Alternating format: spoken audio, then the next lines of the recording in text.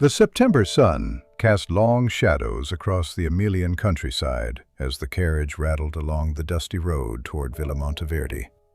Inside, Giuseppe Torriani shifted his worn leather satchel, feeling the familiar weight of his tools, the brass microscope from Geneva, the German pruning knives, the collection of glass vials that clinked softly with each bump. At 42, he had learned that a pomologist's reputation traveled in such details, in the precision of his instruments as much as the knowledge in his head. You see, Giuseppe was what they called a practical philosopher of trees, though he would have laughed at such a title. His hands, stained permanently brown at the creases from years of working with soil and bark, told a different story, one of patient observation, of coaxing secrets from silent orchards, of understanding the quiet language of growth rings and leaf patterns. He had been summoned here, to this estate nestled between Modena and the Apennine foothills, because Count Monteverdi's orchards were failing, and, more mysteriously, because of some incident involving a pear tree that the Count's letter had mentioned only obliquely. The estate revealed itself gradually. First, the outer walls covered in ivy that had clearly been left to grow wild for decades. Then the formal gardens where geometric precision fought a losing battle against nature's tendency toward chaos. Order and disorder, Giuseppe thought. The eternal Italian struggle. The very air seemed heavy with history and the sweet decay of overripe fruit. Pietro Salvatore met him at the servants' entrance, not the main door, Giuseppe noted with practiced awareness of his station. The head gardener was a weathered man of 48 years, with the kind of deep tan that comes from decades under the Italian sun. "You're the tree doctor from Milan," Pietro said, not quite a question. His handshake was firm, but brief, his eyes already sliding away to survey the gardens. "From Milan originally, though I've worked from Venice to Piedmont," Giuseppe replied, matching the man's reserved tone.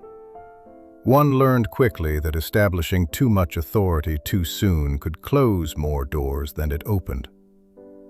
"The Count wrote of troubles with the pear orchards." Pietro's expression shifted minutely, something between a grimace and a suppressed smile. "Troubles? Yes, one could call them that." As they walked through the estate, Giuseppe catalogued everything with the automatic precision of his trade. The soil here was alluvial, rich from centuries of flooding from the nearby Panaro River, perfect for fruit trees, which made the reported failures all the more intriguing. The espaliered apples against the southern wall showed signs of fire blight. He'd need to address that before it spread. But it was the ancient orchard beyond the formal gardens that drew his attention, a collection of gnarled trees that seemed to predate the villa itself. "That section is from the time of the Estensi," Pietro offered, following his gaze.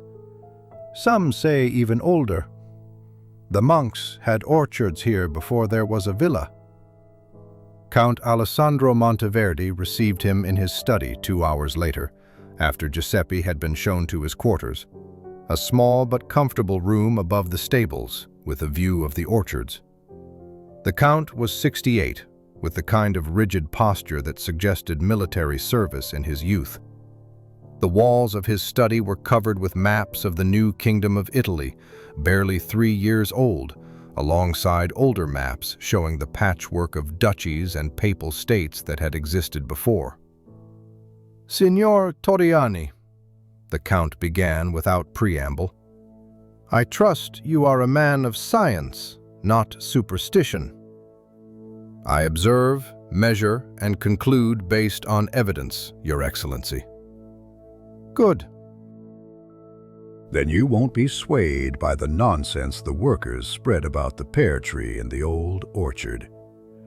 They say its fruit turns to stone when plucked by someone with a guilty conscience. Foolishness, of course, but... The Count paused, his fingers drumming on his desk. My new estate manager, Signor Benedetti, had an unfortunate incident last week. He picked a pear in front of the workers to disprove their superstition. The fruit appeared to transform into stone in his very hand. Giuseppe kept his expression neutral, though his mind was already racing through possibilities. Certain fungi, rapid desiccation, chemical reactions. I would very much like to examine this fruit if it's been preserved. Benedetti has it. He's eager to find an explanation. He's from Bologna, you see. One of these new men who believe everything can be solved with modern methods and machinery. The Count's tone suggested both approval and skepticism. He's in the estate office attempting to maintain his authority despite this setback. Walking through the villa's corridors, Giuseppe noticed the strange mixture of old and new that characterized this period of Italian history. Frescoes depicting classical myths shared walls with recent photographs, those ghostly daguerreotypes that seemed to capture souls in silver and glass. Servants in traditional dress passed others wearing the newer, simpler styles favored by the nationalist movement. The estate office occupied what had once been a chapel, its vaulted ceiling now looking down on ledgers and agricultural reports instead of prayers. Marco Benedetti was younger than Giuseppe had expected, perhaps 35, with the alert, hungry look of the merchant class. He held the stone pear in his hand like evidence of a crime. "Ah, the specialist," Benedetti said, his Bolognese accent sharp against the softer local dialect. "Tell me you can explain this scientifically, and I'll double your fee." Giuseppe took the pear carefully, noting its weight, much lighter than a normal pear, yet maintaining its shape perfectly. The skin was intact, but had a peculiar matte texture, like leather that had been dried and treated. When he pressed gently, it gave no yield at all. Fascinating. "May I cut it open?" he asked. "Do whatever you need," Benedetti replied quickly. "Just prove it's not divine judgment." As Giuseppe withdrew his knife, he noticed movement in the courtyard below through the window. A young woman with dark hair tied back practically was tending to an herb garden, her movements precise and knowledgeable. She looked up briefly, as if sensing observation, and Giuseppe saw intelligence in her glance before she returned to her work. "That's the herbalist, Lucia Ferrara," Benedetti said, following his gaze. "She assists Don Filippo with his medicinal garden at the church." Useful enough, though she has too much influence with the workers. They go to her for remedies before they'd consider a proper doctor. The pear, when cut, revealed its secret partially. The flesh inside was completely desiccated, forming patterns that reminded Giuseppe of certain fungal infections he'd seen, but with a uniformity that seemed almost impossible in nature. He would need his microscope for a proper examination. That evening, as the bells of the village church called for vespers, Giuseppe stood in the old orchard, studying the legendary pear tree by lamplight. It was ancient, certainly, its trunk twisted and marked by centuries of growth. But there was something else, something in the pattern of the grafts he could see even in this dim light. This tree had been modified many times over many generations, each graft telling a story of agricultural ambition or necessity. "My father tended that tree," a voice said from the shadows. Pietro emerged, carrying his own lamp. "And his father before him. Every gardener here has learned its moods." "Its moods?" Giuseppe asked carefully. "When to harvest, when to prune, when to leave it completely alone. The tree has its ways, signor. Whether you believe in the legend or not, the tree has its ways. As Giuseppe retired to his room that night, his mind was full of questions. The stone pear sat on his desk, waiting for tomorrow's microscopic examination. Outside, he could hear the estate settling into sleep, the distant lowing of cattle, the whisper of wind through fruit trees, the call of a night bird. Somewhere in this pastoral peace lay a mystery that touched on faith, science, and very probably human deception.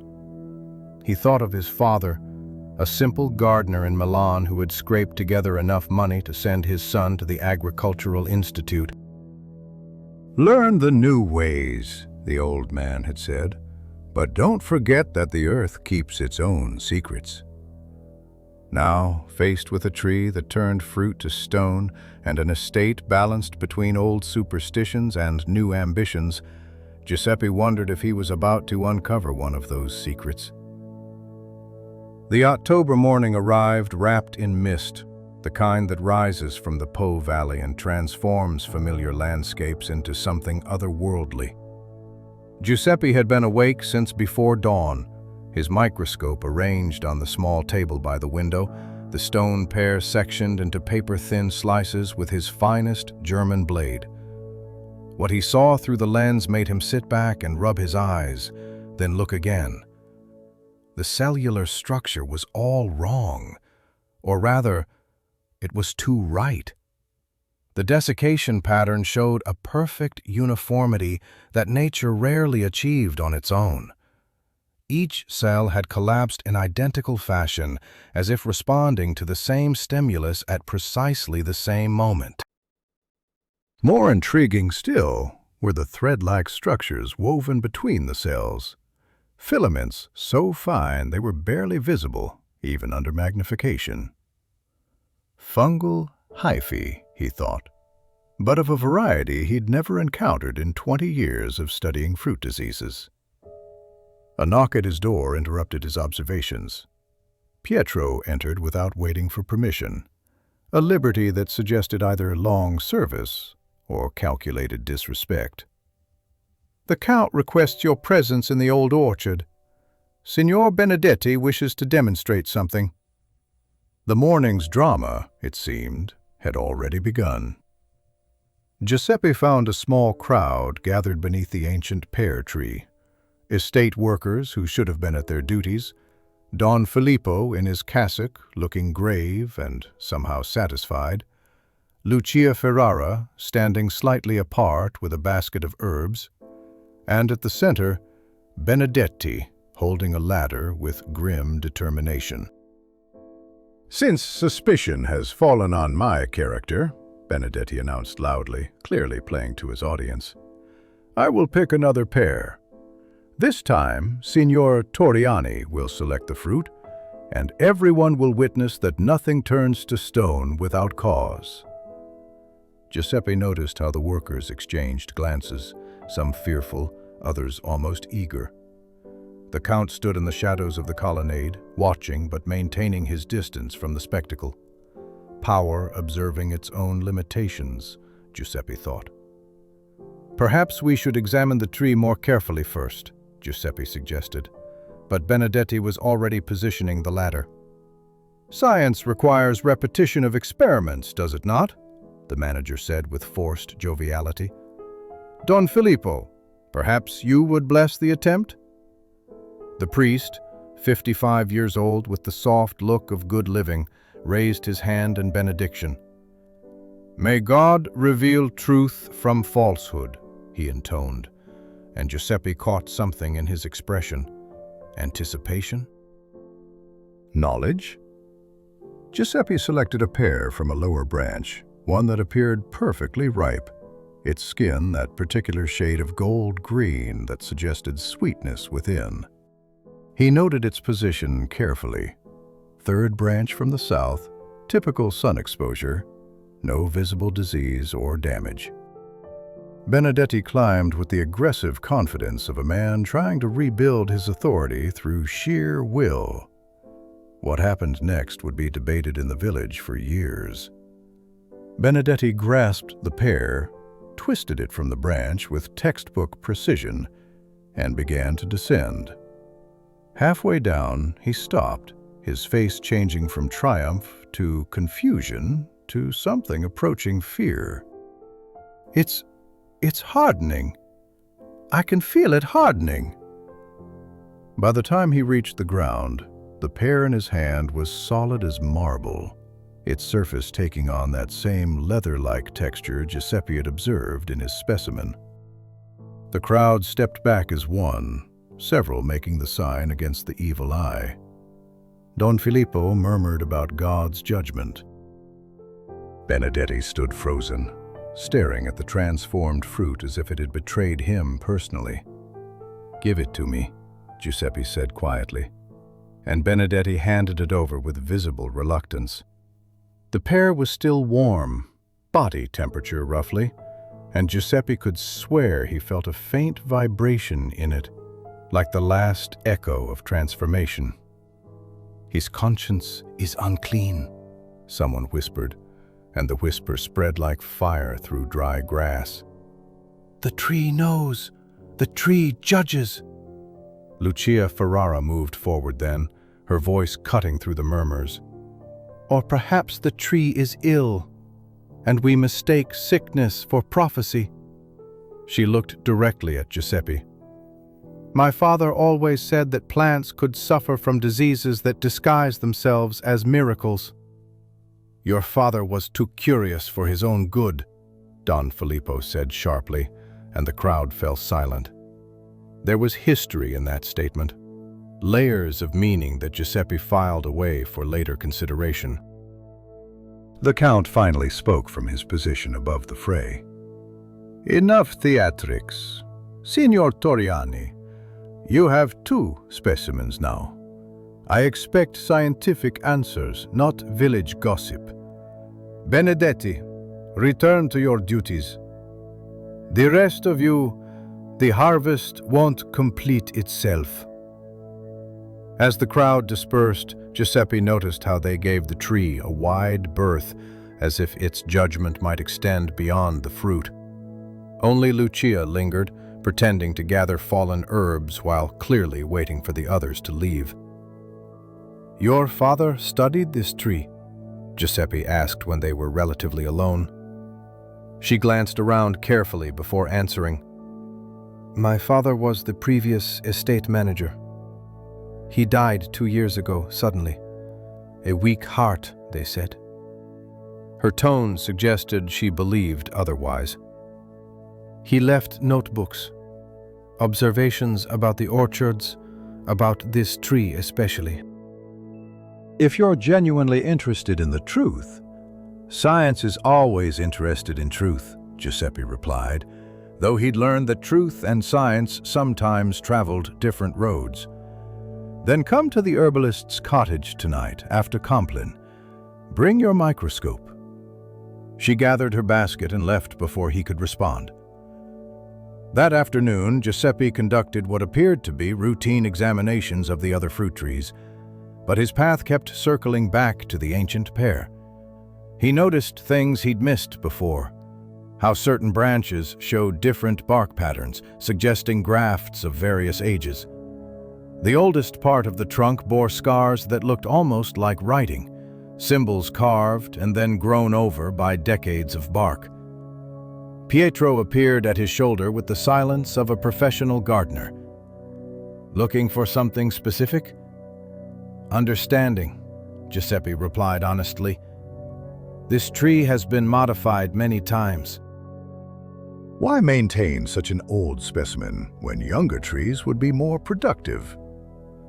Pietro's laugh was dry as autumn leaves. "You think the Count cares about production from one tree? This tree is insurance. As long as it stands, as long as it judges, the workers believe God watches over the estate. Remove it, and who knows what modern ideas might take root." "And you? What do you believe?" The gardener was quiet for a long moment. "I believe in keeping my position. I believe in traditions that maintain order. I believe that some knowledge is dangerous to possess. That evening, as the bells of Compline faded into darkness, Giuseppe made his way to the herbalist's cottage on the edge of the estate. It was a modest building, but the garden surrounding it was magnificent. Medicinal plants arranged not just by type, but by complementary properties, showing deep understanding of botanical relationships. Lucia admitted him without ceremony, leading him to a back room that served as both laboratory and library. Dried herbs hung from the rafters, filling the air with competing scents of chamomile, rosemary, and something sharper he couldn't identify. On a worn table sat 3 leather notebooks. "My father's observations, covering 15 years," she said. "He was fascinated by the stone pear phenomenon.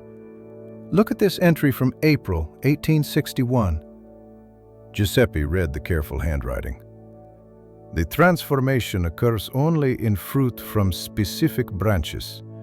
Pattern suggests deliberate intervention. Fungal cultivation in North Garden may be related. Must investigate connection to monastery practices." "Fungal cultivation?" Giuseppe looked up sharply. "My father found evidence that someone was growing particular fungi in a hidden section of the garden. He believed they were using spores to infect specific branches of the tree." She turned pages to another entry. "Here, he identified it as a variant of Monolinia fructigena, but modified somehow, perhaps through selective breeding over generations." Giuseppe felt the pieces beginning to form a pattern, though the full picture remained obscured. "If your father discovered this, why didn't he expose it?" "He tried to gather proof. Then he died. Suddenly, as I said." Her voice was steady, but her hands trembled slightly as she closed the notebook. "The new manager, Benedetti, was appointed within a week. An outsider, someone with no connection to the estate's traditions. And now someone ensures he fails publicly, using the same method." "It appears so." Lucia met his eyes directly. "The question is whether you'll pursue this to its conclusion, knowing that my father's curiosity may have killed him."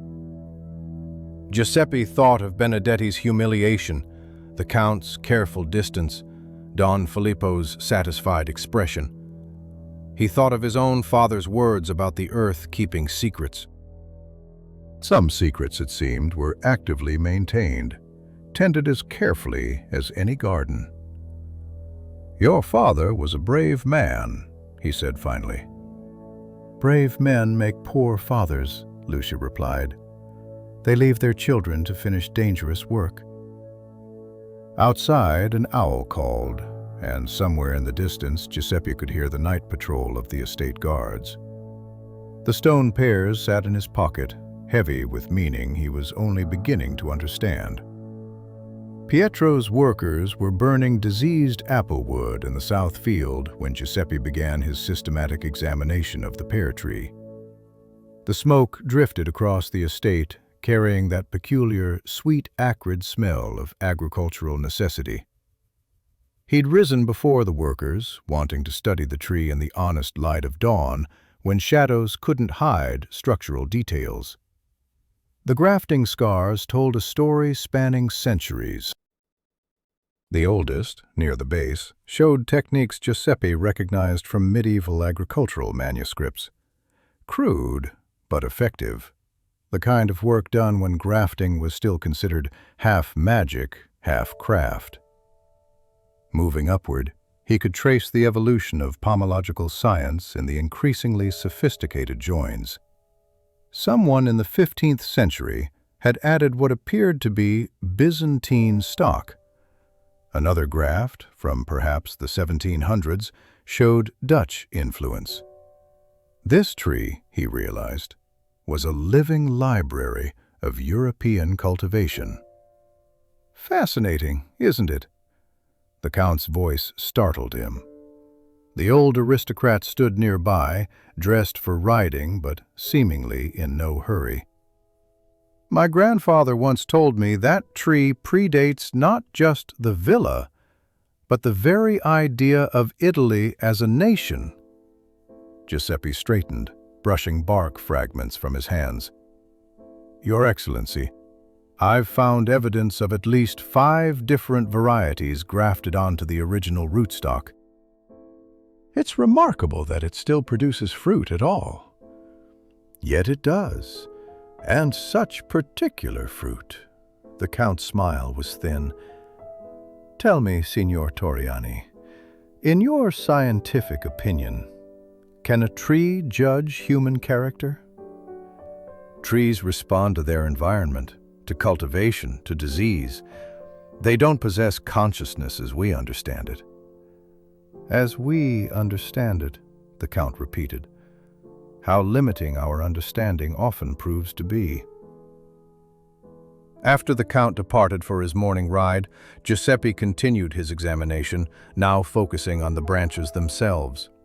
He marked each one with chalk, noting differences in bark texture, leaf arrangement, and fruit development. It was on the 4th branch from the north side that he found what he'd been looking for. Minute puncture marks in the bark, so small they were nearly invisible, arranged in a pattern that suggested deliberate inoculation. He carefully scraped samples from around these marks into his collection vials.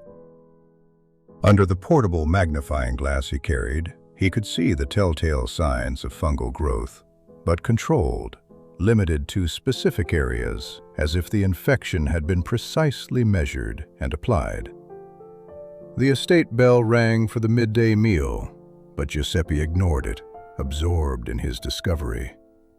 He moved to another branch, this one showing no signs of infection, and picked a pear. It came away easily, perfectly ripe, its weight normal in his hand. No transformation, no hardening. He bit into it, sweet, grainy, ordinary. Then he moved to the marked branch and selected another fruit. This time he was ready, observing carefully as he twisted the pear from its stem. For a moment, nothing. Then he felt it, a subtle vibration, a warmth spreading from the stem end downward. The transformation took perhaps 30 seconds, but he watched every detail. The skin tightened first, taking on that leather texture. The weight decreased as moisture somehow evacuated through invisible channels. By the time it was complete, he held another stone pear. You're playing with dangerous things. Lucia stood at the garden gate, having approached with the silence that seemed common to everyone on this estate. She carried a basket of what appeared to be mushrooms. I'm observing natural phenomena, Giuseppe corrected, though he wondered if natural was the right word for such targeted infection. My father made similar observations. She entered the garden, setting down her basket. Look at this. She produced one of the mushrooms, except it wasn't a mushroom at all, but a dried fruit body of some kind, with the distinctive shape of a pear in miniature. I found these growing in the old monastery ruins, in a cellar that's been sealed for decades. Giuseppe examined the specimen with growing excitement. It was clearly fungal in nature, but it somehow adopted the form of its host fruit. He'd read theoretical papers about such mimicry, but had never seen it demonstrated. This is remarkable. May I take samples? Take all of them. I want to know what killed my father. They worked together through the afternoon, Giuseppe teaching her how to properly prepare samples for microscopic examination, while she shared her extensive knowledge of local fungal varieties. She knew which grew in shadow, which preferred dead wood, which formed fairy rings in the autumn meadows. Her understanding was practical but profound. the kind of knowledge passed down through generations of herbalists. Don Filippo taught me initially, she explained as she prepared a slide with practiced efficiency. The church has maintained medicinal gardens since the time of the Benedictines, but he became concerned when I showed too much interest in certain subjects, such as the relationship between fungi and religious visions. Some varieties, when prepared incorrectly, can cause hallucinations. The monastery records mention cases of monks seeing angels after eating contaminated bread. She paused. Or fruit. That evening, Giuseppe set up his microscope in the estate's empty library, having received grudging permission from Benedetti to use the space. The manager had been noticeably subdued since the morning's public failure, throwing himself into paperwork with the determination of a man trying to prove his worth through sheer productivity. Under magnification, the samples from the infected branches revealed their secrets gradually. The fungal structure was indeed similar to Monolinea fructigena, but with modifications that suggested deliberate cultivation over many generations. The hyphae were more organized, more efficient in their moisture extraction. Most remarkably, they seemed to respond to specific chemical triggers, traces of compounds that Giuseppe recognized as being present in human sweat. The fruit transforms when handled, he thought. The fungus responds to human touch, to the chemistry of stress or fear or guilt. It was brilliant in its simplicity, a biological mechanism that would seem like divine judgment to anyone unaware of the underlying science. Pietro appeared in the doorway as the candles burned low. "Still working, Dottore?" "Science doesn't follow the hours of agricultural labor," Giuseppe replied, not looking up from his microscope. "Neither does conspiracy," the gardener said quietly. He entered the room, closing the door behind him. "You should know that Don Filippo has been asking about your progress and about your meetings with the Ferrara woman." "I'm conducting a scientific investigation at the Count's request." "You're disturbing arrangements that have been in place for generations." Pietro moved closer, and Giuseppe could smell wine on his breath, though the man seemed perfectly sober. "That tree, those stone pears, they're not just superstition. They're tools. They maintain order, prevent uprising, keep the workers fearful and therefore manageable." "And you're part of maintaining this deception?" Pietro laughed bitterly. "Deception? Is it deception when everyone benefits? The workers have their miracles, the Count has his authority, the Church has its proof of divine intervention. Only men like Benedetti suffer, outsiders who don't understand that some lies are essential to social functioning." "And men like Lucia's father?" The gardener's face darkened. He understood too much. Started talking about revealing everything, about scientific truth and rational agriculture. As if truth ever fed a family or prevented a revolution. Through the window, Giuseppe could see torches moving through the orchards, the night harvest continuing under Benedetti's anxious supervision. The manager was trying to meet his quotas despite the disruption, despite the workers' reluctance to work near the cursed tree. Modern efficiency struggling against ancient fear, Giuseppe thought. "Someone killed him," Giuseppe said. It wasn't a question. "Someone preserved the peace," Pietro corrected. "Just as someone will preserve it again if necessary."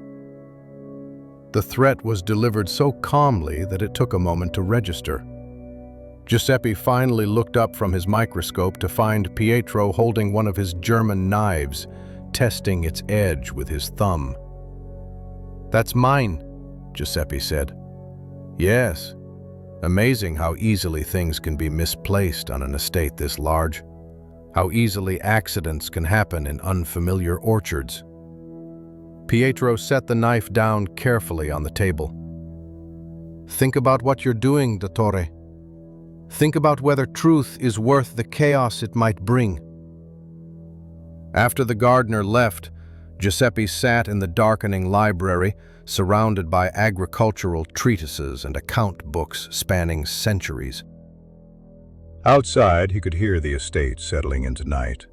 Dogs barking, workers heading to their quarters, the eternal rustle of leaves in the ancient orchards. The morning market in the village square provided cover for Giuseppe's meeting with Lucia. Vendors called their wares while housewives haggled over vegetables, and amid this ordinary chaos, two people examining herbs drew no particular attention. She had suggested this location in a hastily written note, understanding that privacy sometimes hid best in crowds. "Don't buy the rosemary from that one," Lucia said loudly enough for others to hear, playing her role as local herbalist. Then more quietly, "Pietro visited you last night. He has a distinctive way of walking. Favors his left knee when rain is coming." Giuseppe pretended to smell a bundle of sage. "You're having me watched? I'm having you protected. Not everyone who opposes the deception wants you dead." Some of us simply want the truth known. She selected several bunches of herbs with practiced efficiency. "Walk with me. We need to visit someone." They left the market separately, reuniting on a cart path that led toward the old monastery ruins. The October sun was warm but not oppressive, and the harvested fields stretched golden on either side. It would have been pleasant if not for the weight of Pietro's implicit threat and the stone pear in Giuseppe's pocket, a constant reminder of the estate's peculiar mystery. "My father left more than notebooks," Lucia said as they walked. "He had a partner in his investigations, someone who understood the cultivation techniques better than anyone." The path led to a small farmhouse that had seen better days, its walls patched with different colors of plaster like a geological map of repairs. An elderly man sat in the doorway, sorting beans with trembling hands. When he looked up, Giuseppe saw milky cataracts clouding his eyes. "Lucia, child." "And you've brought the pomologist from Milan." The old man smiled. "I may be nearly blind, but I can smell the city on him still. Soap too fine for country use." "This is Tommaso Bianchi," Lucia introduced. "He was the monastery's gardener before it was dissolved in the Napoleonic suppressions. He taught my father about fungal cultivation." Tommaso gestured for them to sit on rough wooden stools. 1810, that was. The French came, declared the monastery property of the state, sent the monks scattered to the winds. But before they left, the abbot gave me a responsibility. He reached under his stool and produced a leather tube, the kind used to protect documents. "The true history of the pear tree. Not the legend the villagers know, but the actual record." Giuseppe accepted the tube with careful hands, extracting pages that were far older than he expected. Vellum, not paper, covered in Latin text with marginal notes in various hands across centuries. His education had included enough church Latin to parse the basic meaning. "Anno Domini 1412, he read aloud. "Brother Marcus of Constantinople brings gift of sacred pear tree from Byzantium, grafted from tree and monastery of St. Demetrios. Fruit possesses quality of revealing sin through divine transformation." "Keep reading," Tommaso urged. The narrative continued, but a later hand had added notes. "Brother Timothy discovers cultivation of blessed fungus beneath tree roots. When applied to fruit still on branch, creates transformation upon harvest. Prior declares this God's method, orders cultivation maintained in secret. They knew, Giuseppe said. The monks knew it was fungal, not divine. Knowledge is power, Tommaso replied. The ability to make fruit transform gave the monastery tremendous authority. Nobles would come to be tested by the tree to prove their innocence in disputes. The guilty would refuse. The innocent would pick the fruit. And those the monks wanted to condemn would mysteriously select infected pears. Lucia added, when the monastery was dissolved, the knowledge passed to a few trusted lay people. My grandfather was one. Pietro's father was another. And Don Filippo? Giuseppe asked. Tommaso spat to the side. That one came later, appointed by the bishop 5 years ago. But he learned quickly. Too quickly. He understood the power such knowledge could provide. The old man stood with difficulty, leading them behind the house to a small shed. Inside, in conditions of careful humidity and controlled temperature, grew row upon row of fungi on different substrates, wood, straw, and most remarkably, on what appeared to be mummified pears. 50 years of cultivation, Tommaso said with pride. Each generation selected for specific qualities: speed of transformation, completeness of desiccation, response to human touch. Your modern science has names for what I do, but I learned it as craft, past master to apprentice. Giuseppe examined the cultivation with professional admiration. The control of variables, the systematic selection. It was scientific method without the terminology. This is remarkable. But why maintain it after the monastery dissolved? Because the Count's father asked me to. Paid me well, too. He understood that superstition could be more effective than soldiers in maintaining order. Tommaso's expression grew sad. I thought it harmless enough. A small deception that prevented greater violence. But then my father started asking questions, Lucia finished. The old man nodded. He wanted to modernize everything, your father. Bring scientific agriculture to the estate. He said the workers deserved truth, not fairy tales. I warned him that some fairy tales serve purposes beyond entertainment. So you helped kill him? Giuseppe's voice was sharp. No! Tommaso's vehemence startled a cat that had been sleeping in the corner. I refused to provide the concentrated extract Don Filippo wanted. But someone else did. Someone with access to my techniques who had learned enough to create their own cultivation.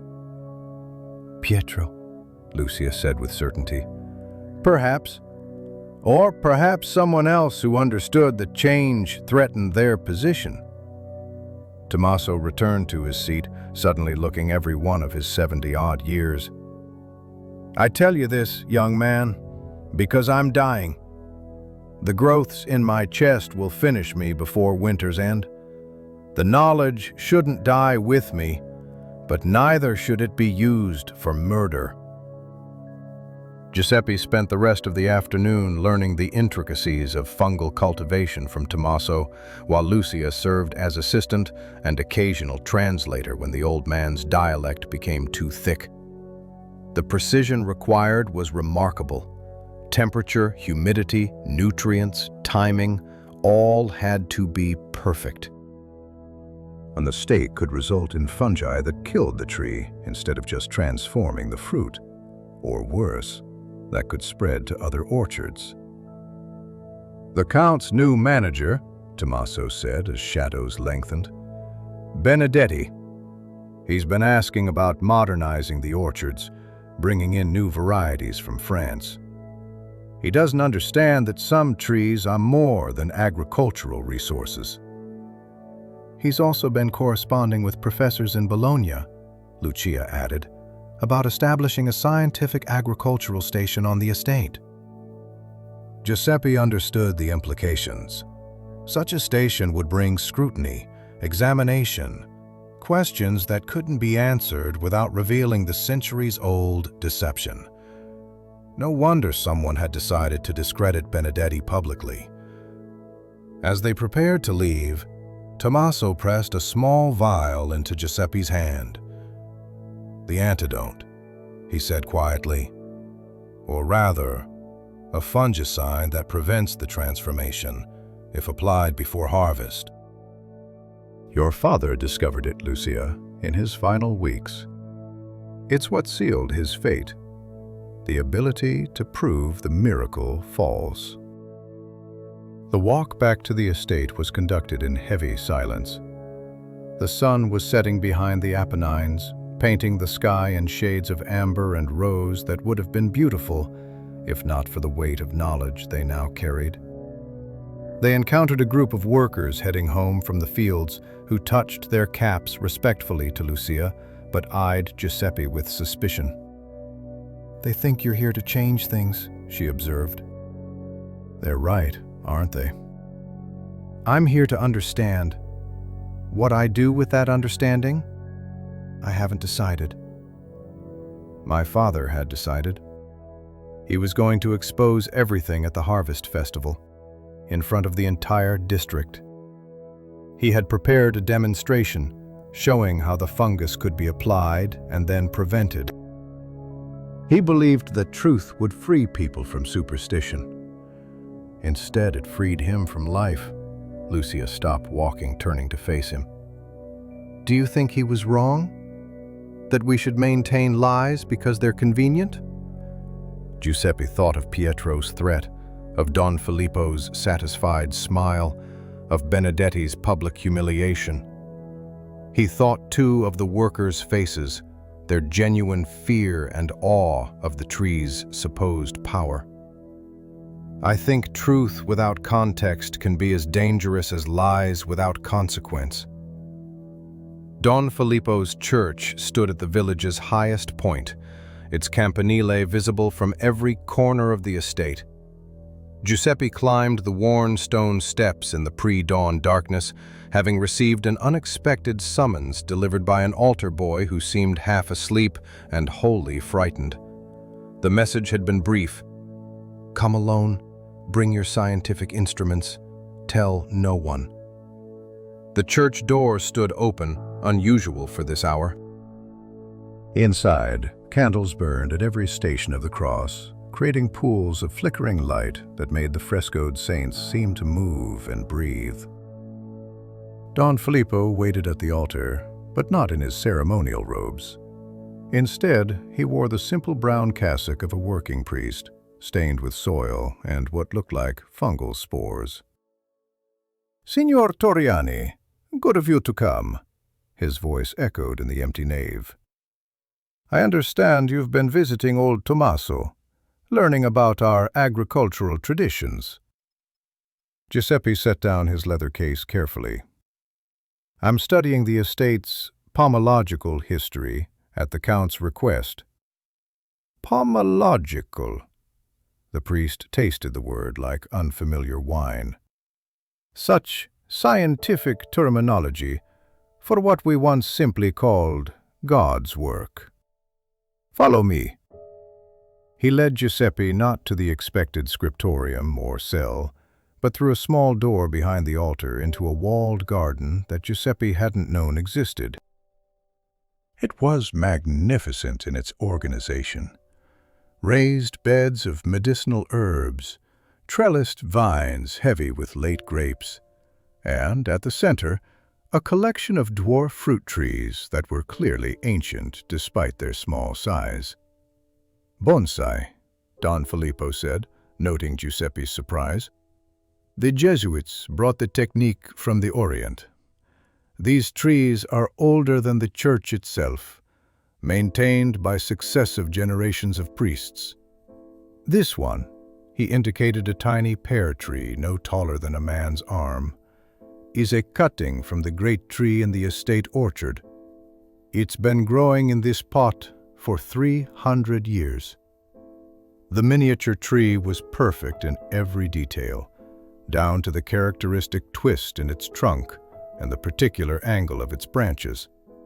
Even more remarkable, it bore fruit, a single pear, perfectly formed, but no larger than a walnut. "Watch," the priest commanded. He plucked the tiny pear with silver tweezers. Within seconds, it hardened into a perfect miniature stone fruit. The miracle in miniature. I've been perfecting the cultivation for 20 years. Why show me this?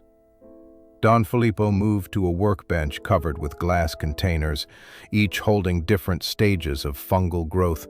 His movements were precise, practiced, the gestures of someone who had spent years in careful cultivation.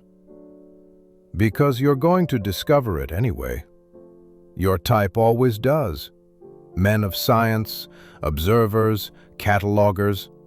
You can't help yourselves. He selected one container, holding it up to catch the early morning light filtering through the garden's glass ceiling. Inside, the fungus had formed structures that looked almost crystalline, beautiful in their geometric complexity. My predecessor left extensive notes, the priest continued. The monastery that stood here before was famous throughout the Papal States for its miraculous tree. Pilgrims came from across Europe to be tested by its fruit. The donations were substantial. And when the monastery was suppressed, the knowledge passed to the secular clergy. We maintained the tradition, though in reduced form. No more pilgrims, just local authority. Until recently.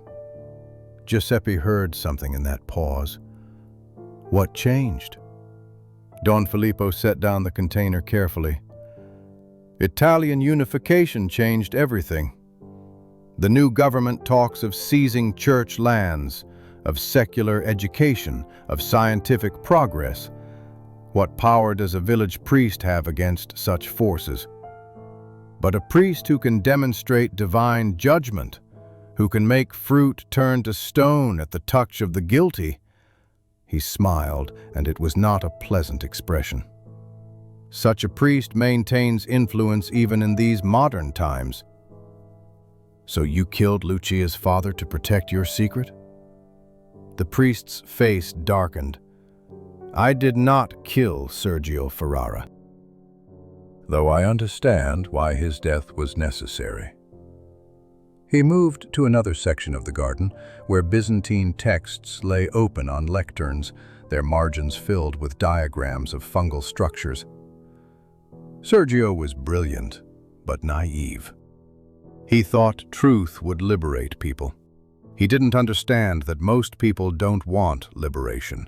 They want certainty, structure, someone to tell them what's right and wrong. And you provide that.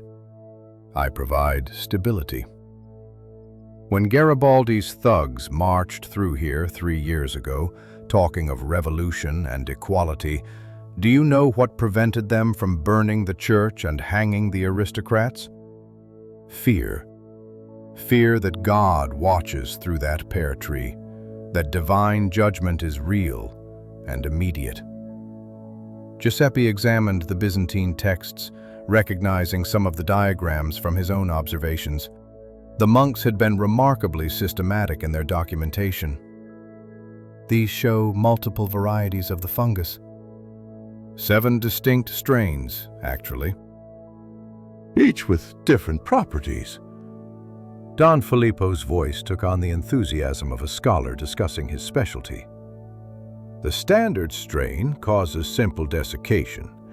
Another produces a bitter toxin that remains even after the fruit hardens, useful for ensuring the guilty don't simply accept their punishment and eat the evidence. A third creates fruit that appears normal for days before suddenly transforming. Imagine the fear that generates. You're describing biological warfare. I'm describing social control through biological means. Is that so different from what governments do with armies and police? The priest led him to a locked cabinet, producing the key from around his neck. Inside were rows of vials, each labeled with dates and cryptic notations. My improvements on the ancient cultivation. This one responds only to the sweat of someone whose heart rate is elevated. Fear, guilt, anxiety, all produce the necessary chemical trigger. This one, he selected another vial, can be painted on bark and remains dormant for months until activated by temperature change. The branch Benedetti selected, Giuseppe said with sudden understanding. You prepared it specifically for him. Pietro prepared it at my instruction. The new manager was becoming problematic. His correspondence with Bologna, his plans for modernization. The Count needed to see him fail publicly, to understand that some traditions shouldn't be disturbed. And if I expose this? Don Filippo laughed, a sound like dry leaves rustling. Expose it to whom? The Count who benefits from it? The workers who believe in it? The church authorities who have protected this secret for 6 centuries? He returned the vials to their cabinet. Besides, you have no proof. Everything you've seen could be destroyed in minutes. Fungi burn quite readily. Tommaso knows. Lucia knows. A dying blind man and a woman whose father was proved unstable by his sudden death? Their testimony would be unreliable. Giuseppe felt the weight of the stone pear in his pocket, evidence that would mean nothing without context. The priest was right. The conspiracy was too old, too deeply rooted to simply expose. Like the ancient tree itself, it had grown into the very structure of the community. There is another option, Don Filippo said, his tone shifting to something almost conciliatory. You could join us. Your scientific knowledge, combined with our traditional techniques, could produce remarkable results. Think of it. Controlled applications that could genuinely identify stress responses, that could serve as accurate, if not divine, judgment. You want me to modernize your deception. I want you to survive your investigation. The threat was delivered gently, like a confessor offering absolution. Your predecessor chose confrontation. It didn't end well. Through the garden's glass ceiling, Giuseppe could see the sun rising fully, painting the Byzantine mosaics on the church's eastern wall in brilliant gold. Workers were beginning to move through the village streets below, starting another day of labor and faith, unaware of the mechanisms that maintained their beliefs. I need time to consider, Giuseppe said finally.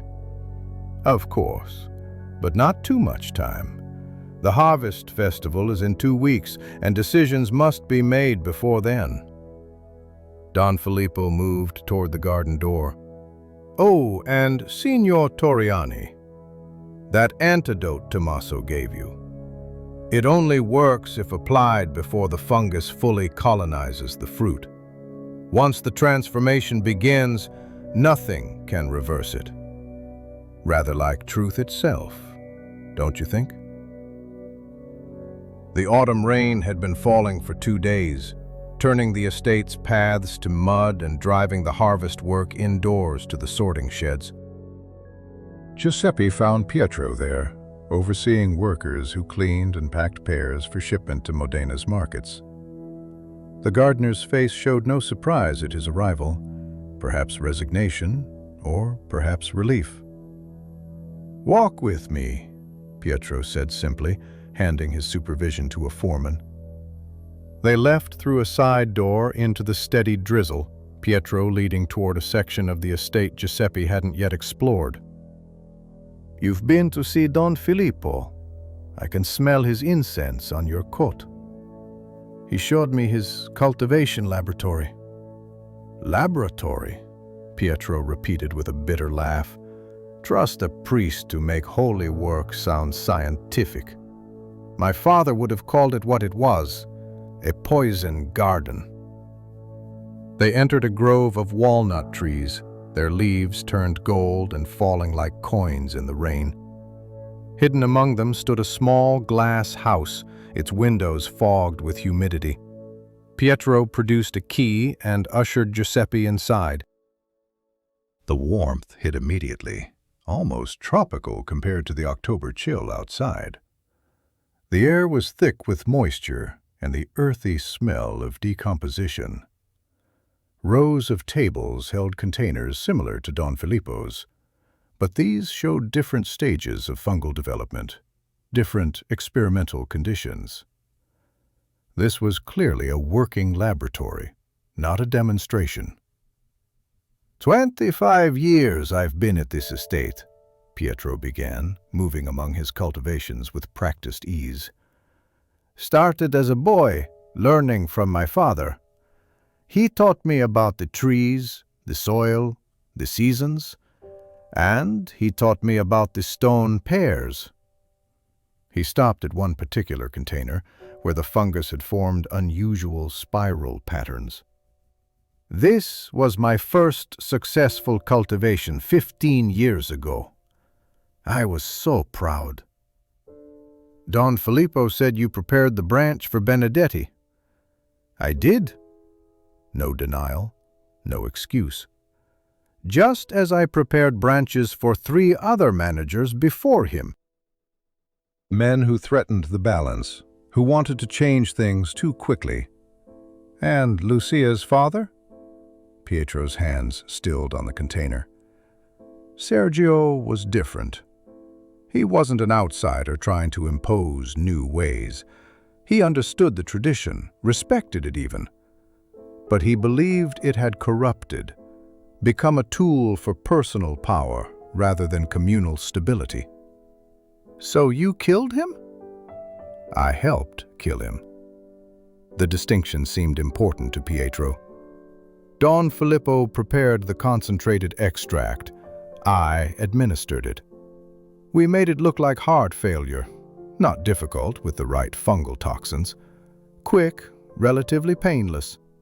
More mercy than he would have received if he'd exposed everything and the workers had turned on him as a deceiver. Giuseppe felt the weight of this confession, delivered so matter-of-factly. Why tell me this? Pietro moved to a locked cabinet, similar to Don Filippo's but older, more battered. Inside were notebooks dating back decades. Because I'm tired. Because I've realized that maintaining a lie requires constant lies, each one darker than the last. Because Sergio was my friend, and I killed him for the principle of order. He pulled out one notebook, its pages yellowed with age. My grandfather's journal. He was gardener here during the French occupation. Listen to this. He read aloud. The French commander demanded proof of the miraculous tree. We prepared 13 branches, ensuring he would choose an infected one. When the pear turned to stone in his hand, he fled in terror, leaving the estate untouched. The workers called it divine protection. We knew it was careful preparation. Your family has been part of this for generations. Part of it? We've been essential to it. The priests provided the authority, the counts provided the setting, but we gardeners, we made it real. We turned superstition into something tangible, fear into stone. Outside, the rain intensified, drumming against the glass roof.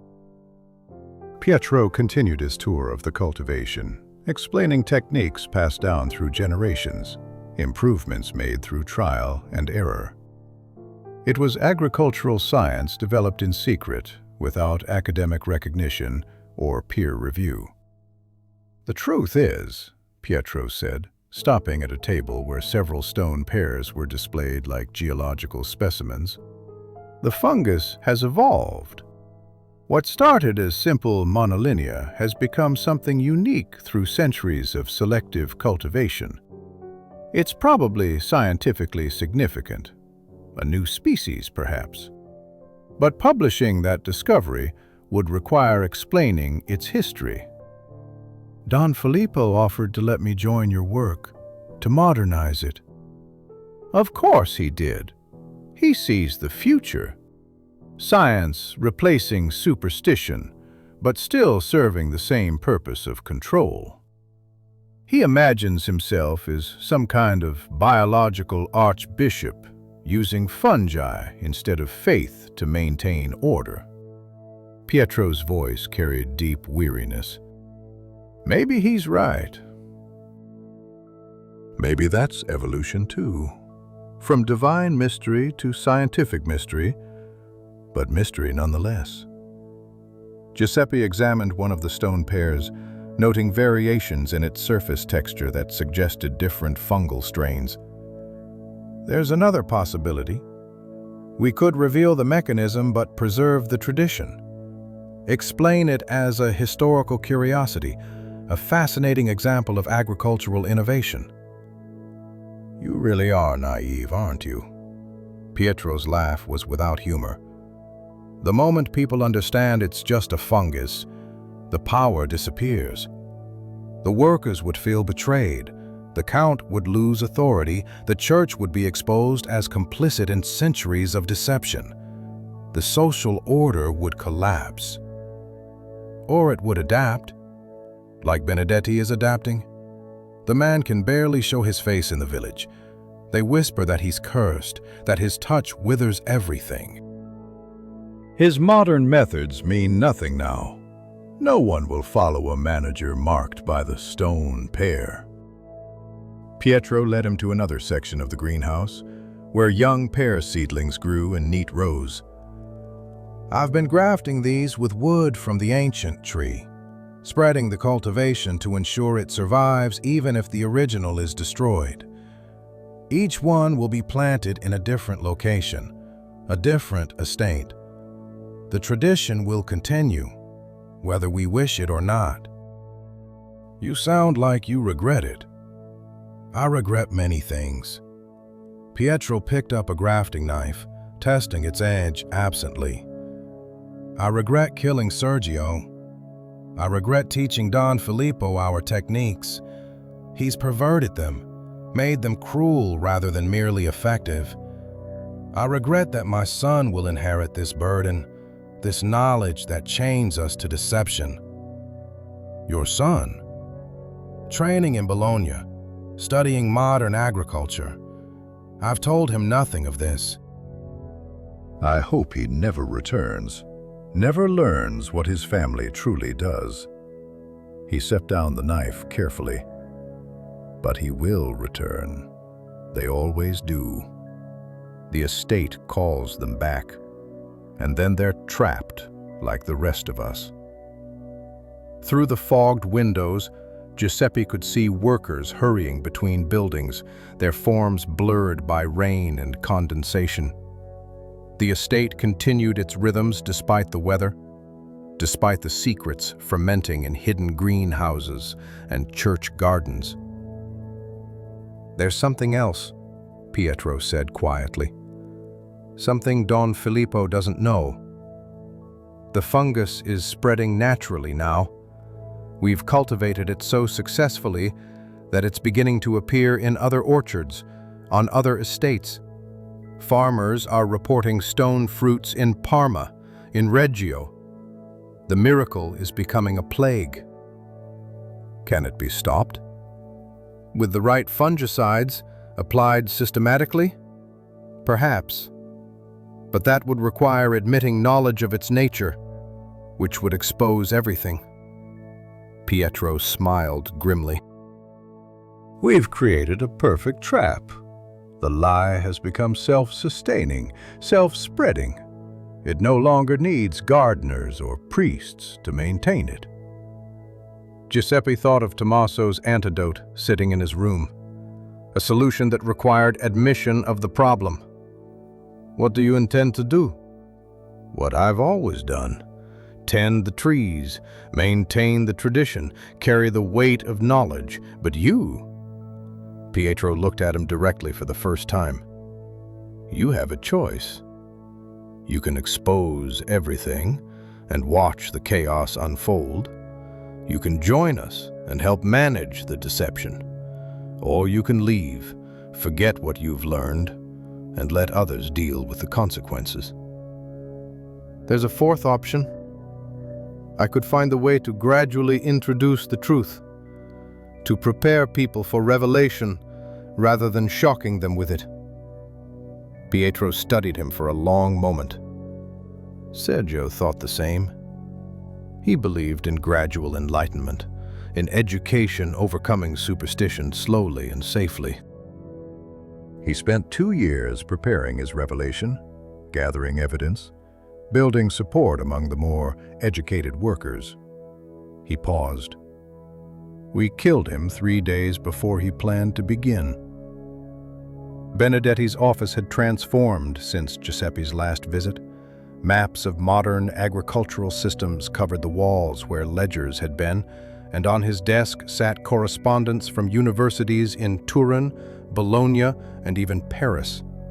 The manager himself looked haggard but determined, his jaw set with the stubborn resilience of a merchant's son who'd fought for everything he'd achieved. "Close the door," Benedetti said without preamble when Giuseppe entered. "I know what you've discovered. About the fungus, the cultivation, all of it."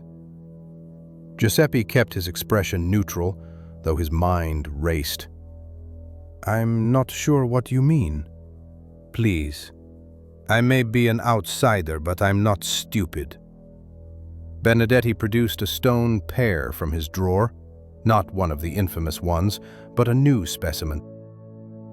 I've been conducting my own experiments. After the public humiliation, I started investigating. Found traces of inoculation on the branch I selected. Microscopic, but present. He stood, moving to a cabinet where he'd assembled his own crude laboratory, a microscope inferior to Giuseppe's, but functional, along with various chemical reagents and botanical samples. My father was a grain merchant. He taught me to recognize corruption in wheat, fungal infections that could destroy entire shipments. The same principles apply here.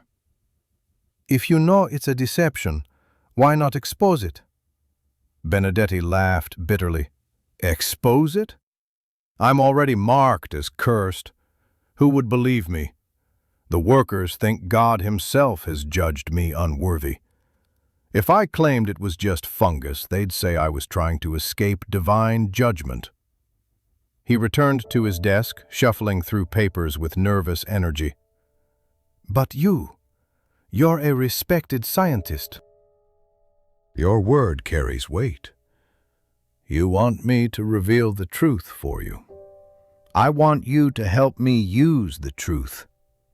Benedetti's eyes gleamed with calculated ambition. Think about it. We know the mechanism now. We can control who gets stone pears and who doesn't. We can eliminate enemies, elevate allies, reshape the entire power structure of the estate. Giuseppe felt a chill despite the warm October afternoon. You want to weaponize the deception. I want to modernize it. Don Filippo and Pietro use it to maintain the old order. We could use it to create a new one. Scientific agriculture, efficient production, rational management, all protected by the same superstition that currently opposes us. And the Count? The Count is 68 years old with no male heir. His daughter married a Venetian merchant who has no interest in agriculture. When the Count dies, the estate will need management. Who better than a manager who can demonstrate both modern efficiency and divine favor? Through the window, Giuseppe could see workers gathering in the courtyard for the evening meal. They sat in distinct groups: field workers, house servants, craftsmen, each maintaining invisible boundaries that had existed for generations. Among them he spotted Lucia distributing herbal remedies, accepted in every group but belonging to none. "There's something else," Benedetti continued, lowering his voice. "I've been in contact with investors from Milan, industrialists who want to establish a silk factory on the estate's eastern border. The mulberry trees are already there, unused since the 1840s. With the right management, this estate could become a model of industrial agriculture. The workers would revolt. Not if they believed God sanctioned the changes. Imagine, the stone Pears begin selecting workers for special training, identifying those worthy of advancement. The tree becomes a tool of progress rather than tradition." Giuseppe recognized the seductive logic of the plan. It offered everything: scientific advancement, economic progress, even a twisted form of social mobility, all built on the foundation of a lie. But then, wasn't the current system built on the same? "I need your botanical expertise," Benedetti pressed. "Don Filippo controls the current strains, but together we could develop new ones.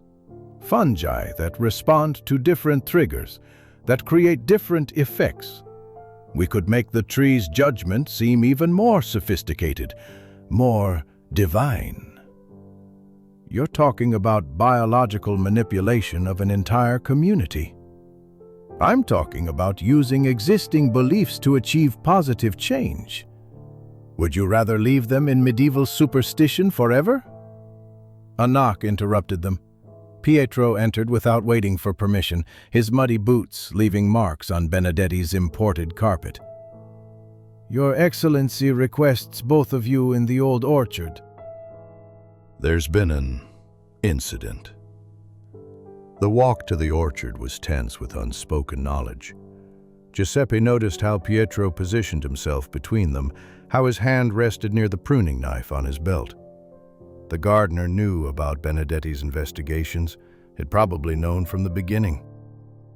They found a crowd already assembled around the ancient pear tree. The Count stood with Don Filippo, while workers formed a loose circle at a respectful distance. At the tree's base lay a young man, perhaps 20, his face contorted in final agony. "Marco Rossi," Pietro identified quietly. "One of the new workers from Reggio. He was caught stealing pears from the tree. When he bit into one, he didn't need to finish.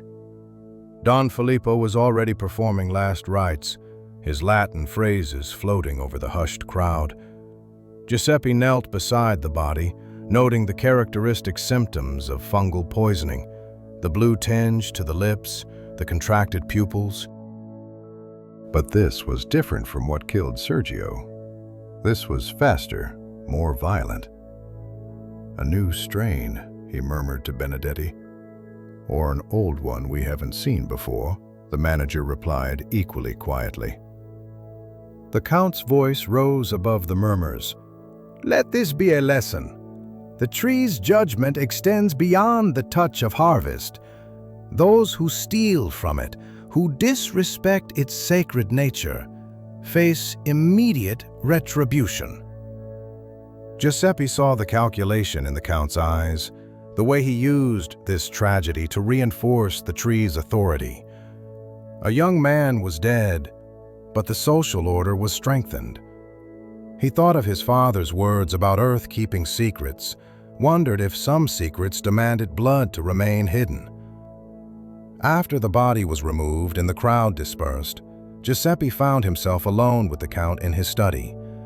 The old aristocrat poured 2 glasses of grappa without asking, a breach of social protocol that suggested serious conversation.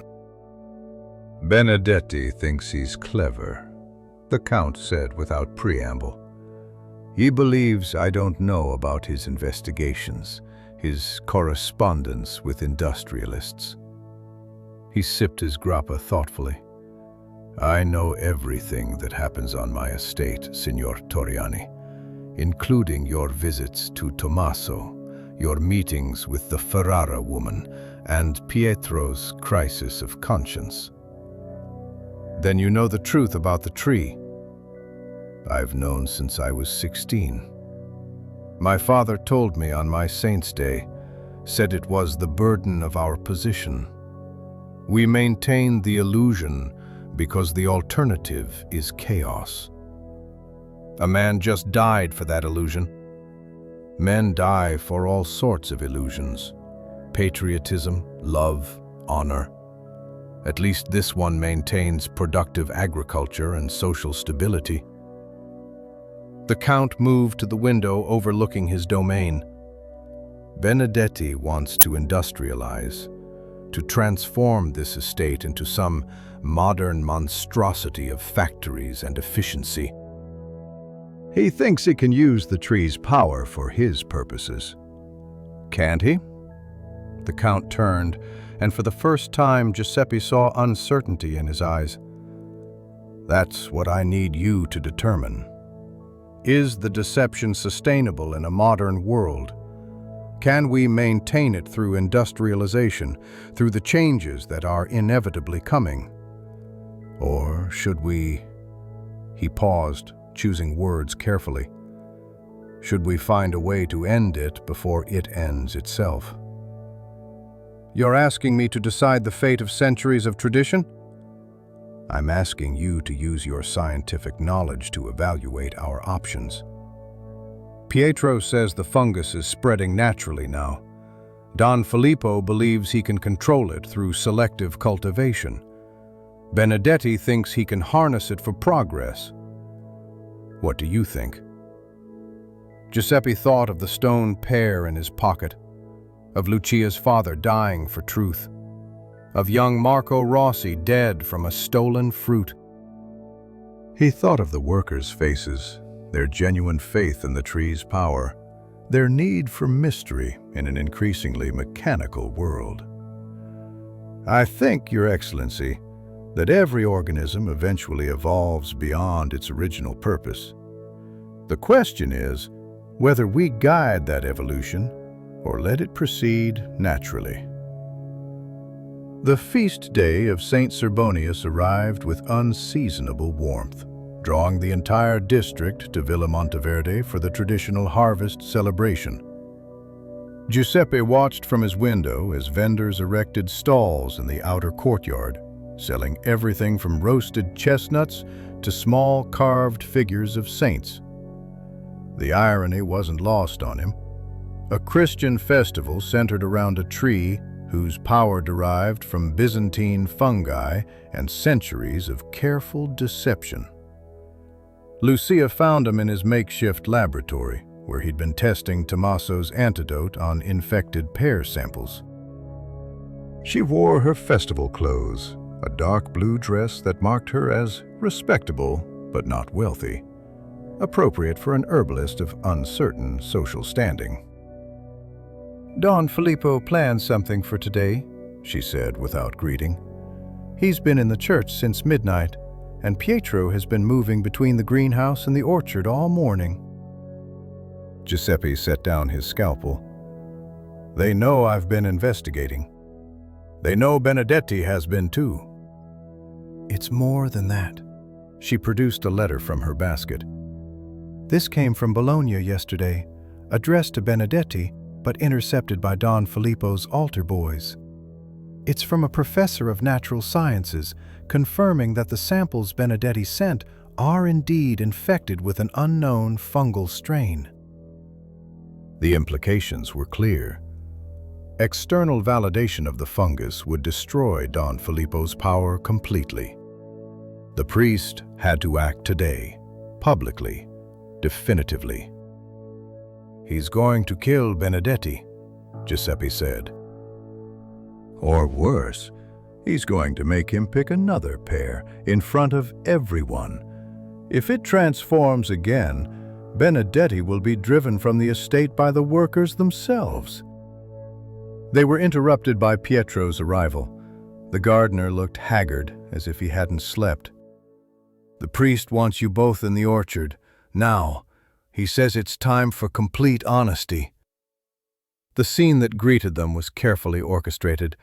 Don Filippo stood beneath the ancient tree in his finest vestments, while the Count sat in a chair brought from the villa, playing the role of judge.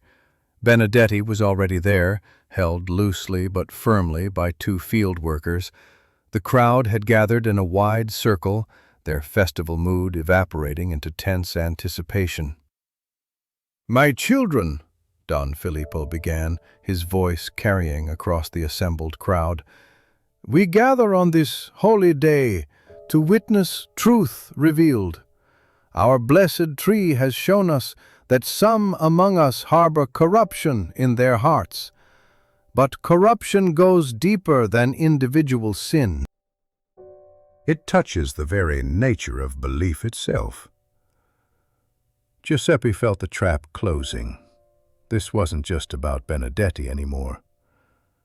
"Signor Torriani," the priest continued, "you've spent weeks studying our tree. Tell these good people what you've discovered." Every eye turned to Giuseppe. He could lie, claim the tree was divinely touched. He could reveal everything, expose the centuries of deception.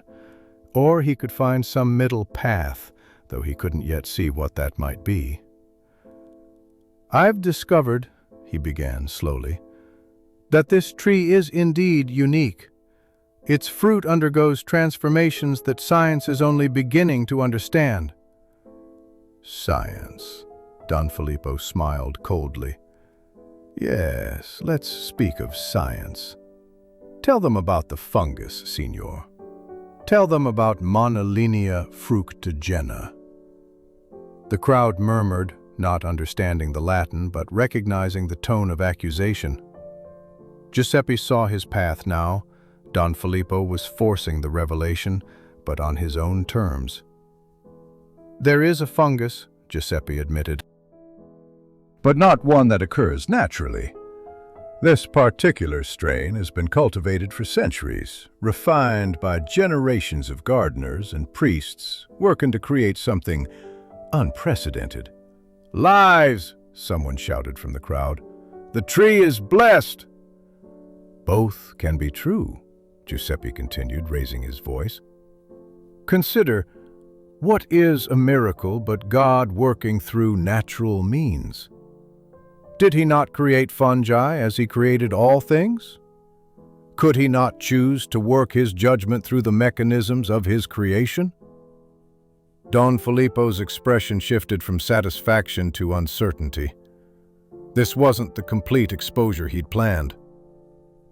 "You're saying God created the fungus to judge us?" a worker called out.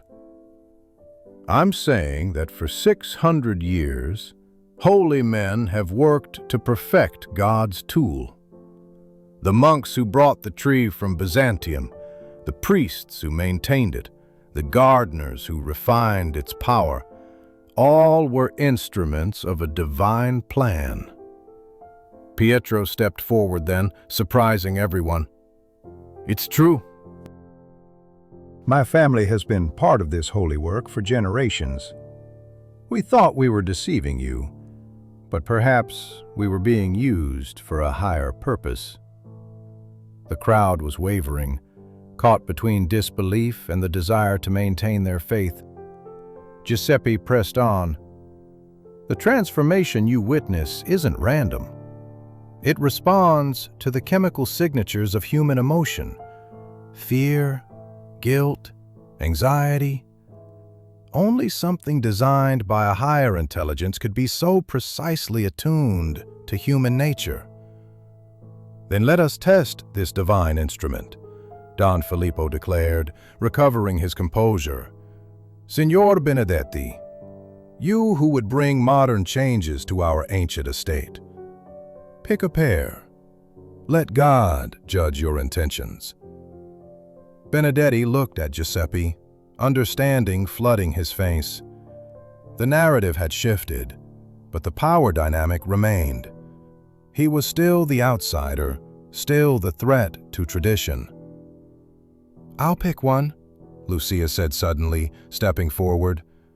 but not for judgment, for truth. The crowd gasped. Women didn't challenge priests, especially not in public. But Lucia moved with the confidence of someone who had already accepted the consequences of her actions. My father died seeking truth about this tree. If it truly judges, then let it judge his daughter's intention to complete his work. She reached for a low-hanging pear before anyone could stop her. Giuseppe watched, knowing what would happen. This branch hadn't been inoculated. He tested it himself that morning. The pear came away easily in Lucia's hand, remaining perfectly normal, perfectly edible. She bit into it deliberately, juice running down her chin. "You see?" she said to the stunned crowd. "The tree judges truly. My conscience is clear. Now you," she said to Don Filippo. "You pick one." The priest's face went pale. He knew exactly which branches were infected, but to refuse would be to admit guilt. To pick from a safe branch would require revealing his knowledge. He was trapped by his own deception. "This is irregularity," he stammered. "The tree is not a carnival game." "You just said it was a divine instrument," Benedetti found his voice. "Surely a priest has nothing to fear from God's judgment?" The crowd began murmuring agreement. They wanted to see their spiritual leader validated, to have their faith confirmed. Don Filippo looked to the Count for support, but the old aristocrat remained impassive, watching the drama unfold with calculating eyes. Finally, Pietro intervened. "The tree has judged enough for one day. We've seen that it remains true, that it knows the innocent from the guilty. Isn't that sufficient?"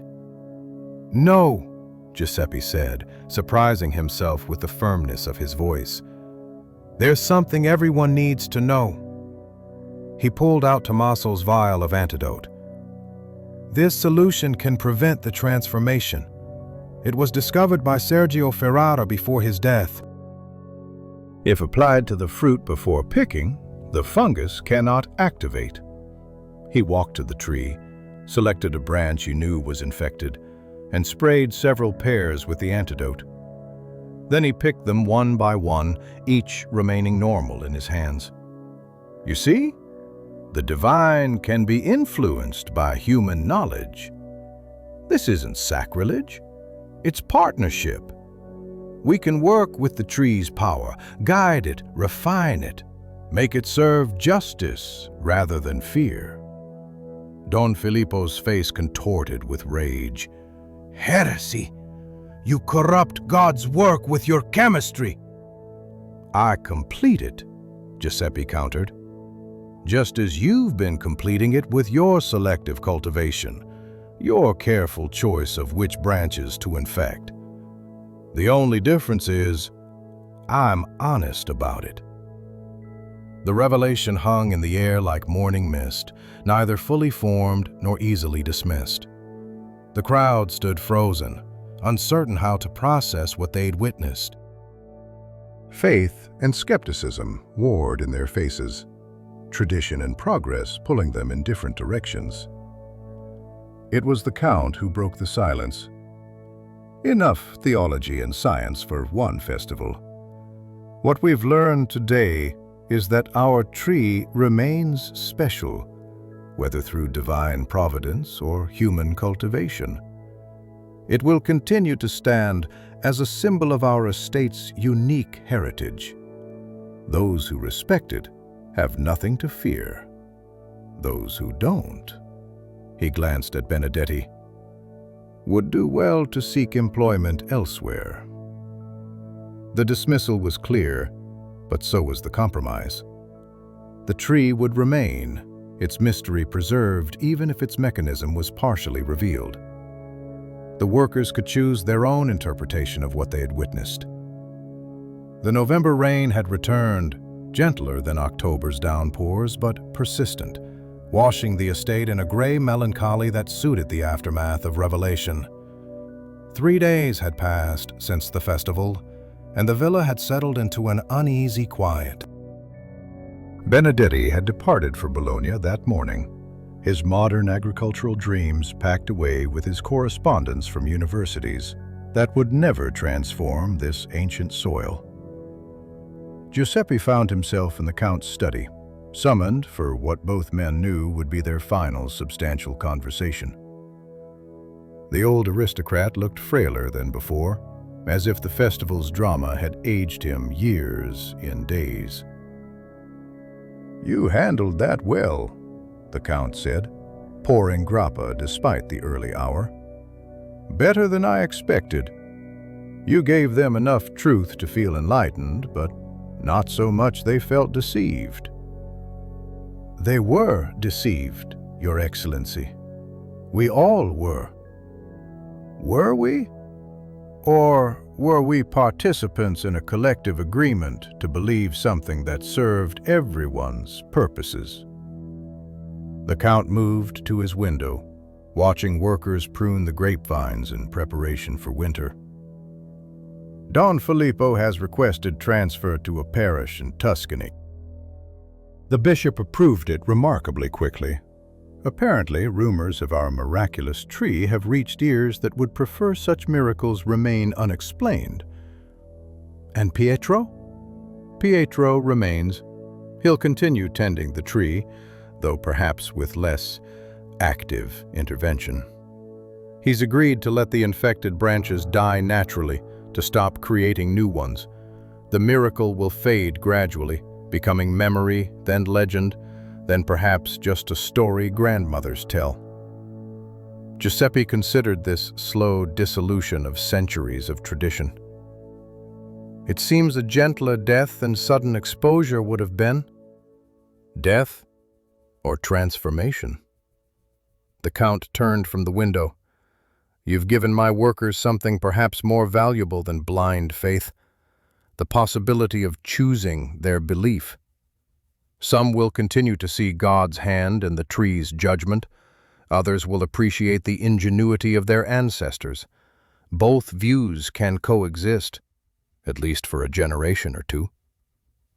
A knock interrupted them. Lucia entered, carrying a leather portfolio. She dressed formally, her dark hair pinned up in a style that suggested serious business rather than herbalist work. "Forgive the interruption, Your Excellency, but there are documents requiring attention." She placed the portfolio on the Count's desk. "My father's complete notes on the fungal cultivation. Also, Tommaso passed away this morning. He wanted these preserved." The Count examined the papers briefly.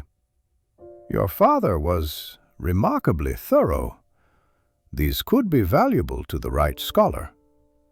"Or dangerous in the wrong hands," Lucia added, "which is why I'm proposing something." She looked at Giuseppe. "A partnership. We establish a legitimate pomological research station here, studying the tree and its unique properties openly. We control the narrative, publish our findings gradually, frame it as historical agricultural innovation rather than religious deception. You want to make the estate famous for its scientific discovery rather than its miracle," Giuseppe said. "I want to honor my father's memory while protecting the community he loved. If we don't control how this knowledge emerges, someone else will. Those samples Benedetti sent to Bologna, other scientists will investigate.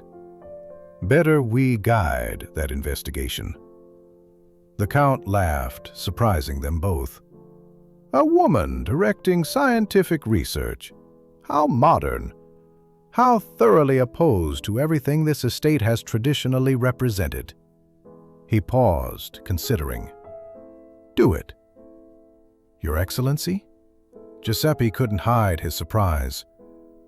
"I'm old, Toriani. I have perhaps 2 years, maybe 3 if God is cruel. My daughter has no interest in agriculture. She'll sell the estate when I die, probably to those industrial developers Benedetti was courting. But if the estate has scientific significance, if it's known for research rather than just farming, perhaps something of its character will survive. He moved to his desk, pulling out official paperwork. I'll establish an endowment, enough to fund research for, shall we say, 20 years? You'll direct it, Toriani, with Signora Ferrara as your assistant, or whatever title won't scandalize the academic establishment too thoroughly. I haven't agreed to stay, Giuseppe pointed out. Haven't you? The Count's smile was knowing. You've been here 2 months. You could have left after identifying the fungus, collected your fee, moved on to the next estate. Yet you remain, testing antidotes, seeking compromise, protecting people who've lied to you. Why? Giuseppe thought of his father, the simple gardener who'd scraped together education money. He thought of Sergio Ferrara, dying for truth, of Pietro, carrying the weight of generations, of Don Filippo, corrupting tradition for power, and of the workers needing their mysteries in an increasingly mechanical world. Because someone needs to tend the transition, he said finally. Someone who understands both the old ways and the new. Precisely. The Count began writing. I'll need a formal proposal, something to show the lawyers. Make it properly scientific. Latin names, theoretical frameworks, all that modern nonsense. But also make it, he searched for words. Make it human. This tree has been part of human ambition, fear, hope, and deception for 6 centuries. That story deserves to be told properly. That afternoon, Giuseppe and Lucia walked through the old orchard, planning their research station. The ancient pear tree stood as it always had, gnarled and twisted, bearing fruit that might or might not transform, depending on factors they were only beginning to understand. We'll need to study the different strains, Lucia said, her mind already organizing the work. Document their properties, their triggers, their potential applications. Some might have legitimate medical uses. Controlled fungal infections could have therapeutic properties. We'll also need to document the social history, Giuseppe added. Interview the older workers while they still remember the stories. Create a complete picture of how the tradition functioned. They stopped beneath the tree, looking up at its ancient branches.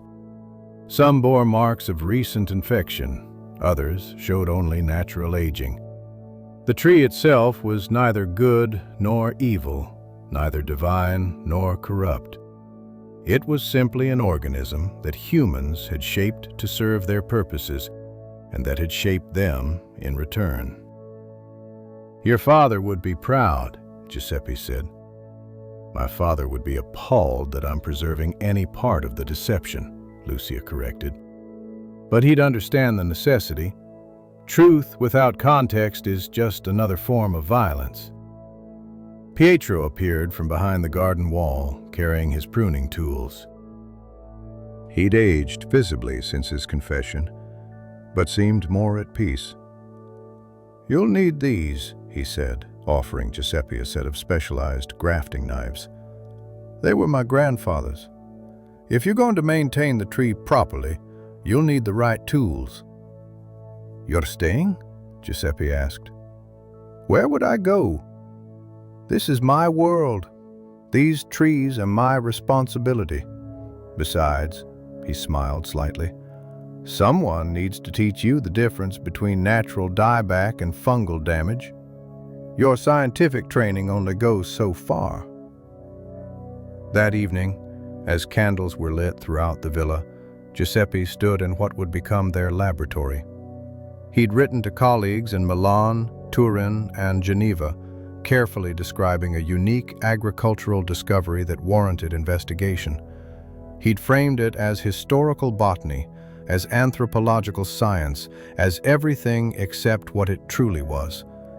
The slow unveiling of a lie that had become truth through centuries of belief. Lucia joined him, carrying a tray with bread, cheese, and wine, a simple meal for complex times.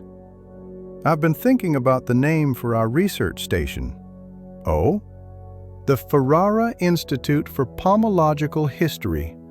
My father's name, but focused on the past rather than the future. Appropriate, don't you think? Giuseppe raised his wine glass. To the past that shapes us, and the future we shape. And to the stone pears, Lucia added, that taught us the weight of truth. 2 years had passed since that fateful autumn, and Villa Monteverdi wore the subtle changes like a comfortable coat grown familiar through seasons of wear.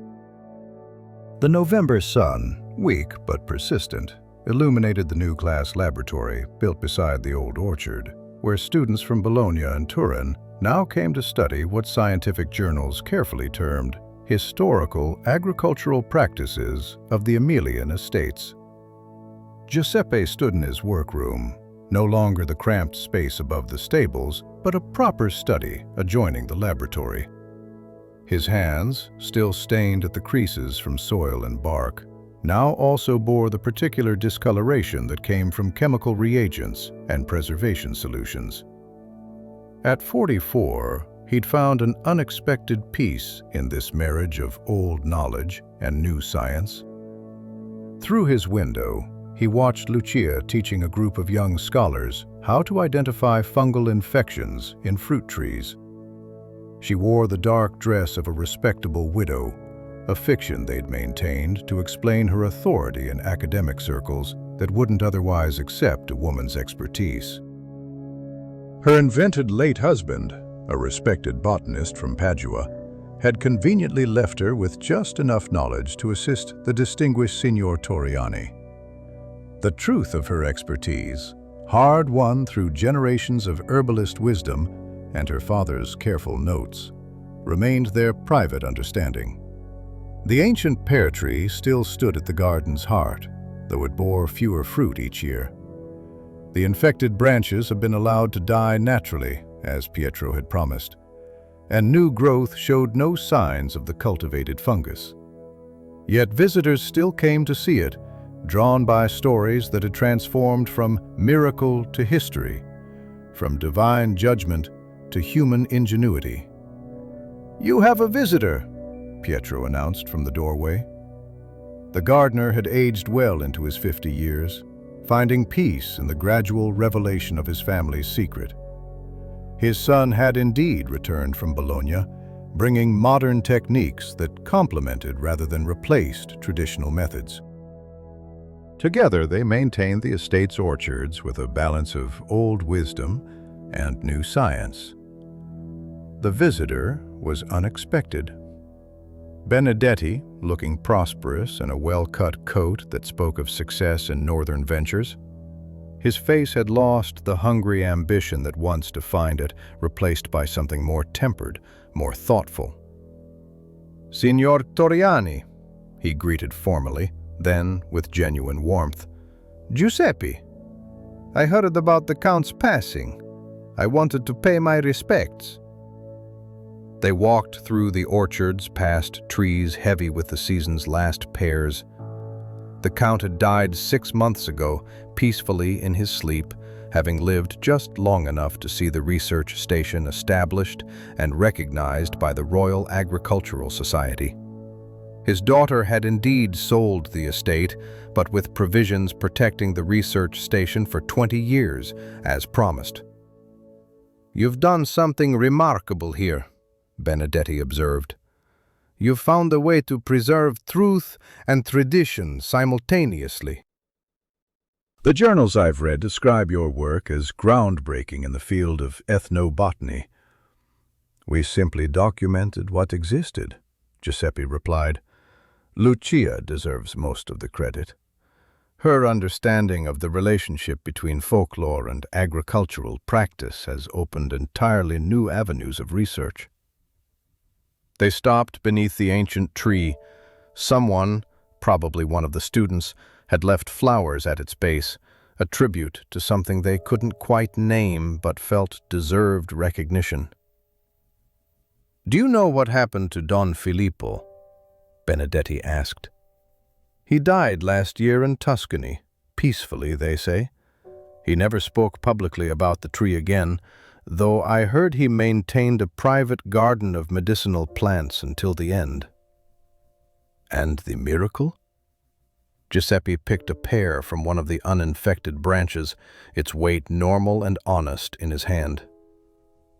"The miracle is that we found a way to transform a lie into truth, fear into knowledge, superstition into science." Not through sudden revelation, but through gradual understanding.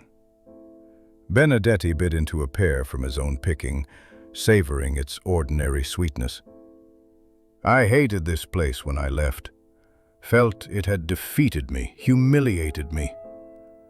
But now, I understand it was teaching me something about the complexity of truth." That evening, the research station held its monthly dinner for students and staff. The long table was set in what had been the villa's formal dining room, now repurposed for communal meals that would have scandalized the old count with their mixing of social classes. Giuseppe sat at no head of the table. They'd arranged it in a square, everyone equal, everyone contributing to the conversation. Lucia raised the first toast, as had become tradition. "To Sergio Ferrara, who sought truth. To Count Monteverdi, who preserved it in his own way. To old Tommaso, who cultivated it. And to all who tend knowledge, whether in gardens or laboratories." The students, young men and two brave young women from the university, didn't fully understand the weight of her words. They knew the story of the stone pears as historical curiosity, as scientific phenomenon, as sociological study. They didn't know it as lived experience, as the weight of centuries pressing down on every decision, every revelation. Pietro's son, Antonio, had prepared the meal, a mixture of traditional dishes and innovations from his time in Bologna. As they ate, conversation flowed between languages, Italian, French, some German from a visiting scholar. The estate that had once imprisoned knowledge now disseminated it freely, though carefully, always carefully. "Tell us about the Byzantine connection," one student asked. "The manuscripts mention Constantinople, but don't explain the technique's origins." Giuseppe and Lucia exchanged glances. They'd traced the history as far back as they could, finding references in monastery records, shipping manifests, even diplomatic correspondence. The full truth, that monks had deliberately cultivated judgment-inducing fungi as tools of social control across the Mediterranean world, remained too explosive for casual dinner conversation. "That's still being researched," Lucia said diplomatically. "We found similar traditions in Greece, in Sicily, even in certain French monasteries.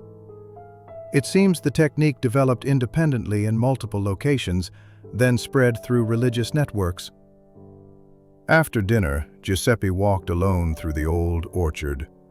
The moon was full, casting silver light through branches that would soon be bare for winter. He thought of his father, who'd wanted him to learn the new ways while remembering the old. He'd done both, finding in that balance something neither purely traditional nor purely modern, but essentially human. At the ancient pear tree, he found a figure waiting, a young worker from the estate, cap in hand, looking nervous. "Signor Toriani, forgive me, but is it true? What they say about the tree? That it once knew the guilty from the innocent?" Giuseppe considered his answer carefully. "It's true that people once believed that. It's true that certain conditions could make the fruit transform in ways that seemed miraculous. It's also true that belief itself can be a kind of judgment. Those who felt guilty often revealed themselves through their fear of the tree. So it was real and not real at the same time? Like most important things in life, yes. The worker seemed satisfied with this paradox, touching his cap and departing into the darkness. Giuseppe remained, one hand on the tree's ancient bark, feeling the slow pulse of growth rings that recorded centuries of human hope and deception, faith and knowledge, tradition and change. Tomorrow, new students would arrive. He would teach them about monolinea fructigena, about selective cultivation, about the intersection of mycology and mythology. But tonight, he simply stood with the tree that had transformed so many lives, including his own. The stone pears in his pocket, he still carried one always, a reminder and a warning, clicked softly together like worry beads or prayer stones, artifacts of a world where science and superstition had danced together so long they'd forgotten who was leading. The estate bell tolled the late hour, the same bell that had summoned workers for centuries, that had rung for births and deaths, for festivals and funerals, for the ordinary passages of agricultural life. Some things endured not because they were true or false, but because they were necessary. The tree would continue to stand, the fruit would continue to grow, and the story would continue to evolve, each generation adding their own understanding to the palimpsest of meaning. In the distance, he could see lights in the laboratory where Lucia worked late, preparing specimens that would travel to universities across Europe, carrying with them the carefully documented truth of Via Monteverdi's great deception and greater revelation. They'd found a way to serve both knowledge and wisdom, progress and tradition, the living and the dead.